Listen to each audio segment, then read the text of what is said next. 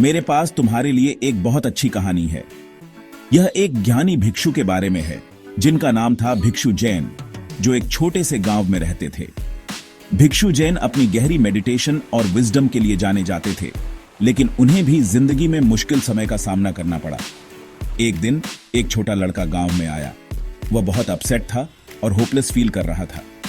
वह भिक्षु जैन के पास गया और बोला, महाराज, मैं जो भी करता हूं उसमें फेल हो जाता हूं। जो भी ट्राई करता हूं सब गलत हो जाता है। मुझे नहीं पता कि क्या करूं।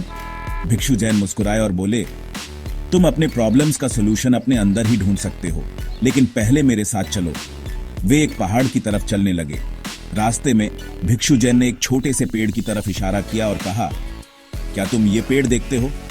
लड़के ने जवाब दिया, जी मैं देख रहा हूं। भिक्षु जैन ने कहा, यह पेड़ कभी भी अपने तने को नहीं छोड़ता, चाहे कोई भी सीजन हो, ठंड हो, गर्मी हो या बारिश हो, यह पेड़ हमेशा सीधा खड़ा रहता है।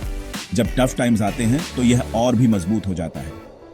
तुम्हारी तरह यह पेड़ भी कभी छोटा था, लेकिन समय के साथ यह मजबूत हो गया। फिर भिक्षु जैन ने एक और एग्जाम्पल दिया, इस बहती हुई नदी को देखो, यह कभी नहीं रुकती। चाहे पत्थर हो, कीचड़ हो या कोई और ऑब्स्टेकल्स हो, यह बहती रहती है।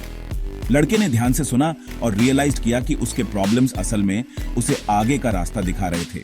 उसने अपनी इनर स्ट्रेंथ को पहचाना और अपने एफर्ट्स पर और भी ज्यादा मेहनत की। समय बीतता गया और लड़का सक्सेसफुल हो गया। अब वह दूसरों को ये 2 इंपॉर्टेंट लेसन सिखाता था। चाहे कितना भी बुरा समय हो, हमेशा याद रखना, 1 बुरा वक्त हमेशा जाता है, और 2 हर डिफिकल्टी से सीखो और आगे बढ़ते रहो। हमेशा याद रखना बच्चों, कोई भी बुरा समय परमानेंट नहीं होता। चैलेंजेस और डिफिकल्टीज हमें और स्ट्रांग बनाते हैं।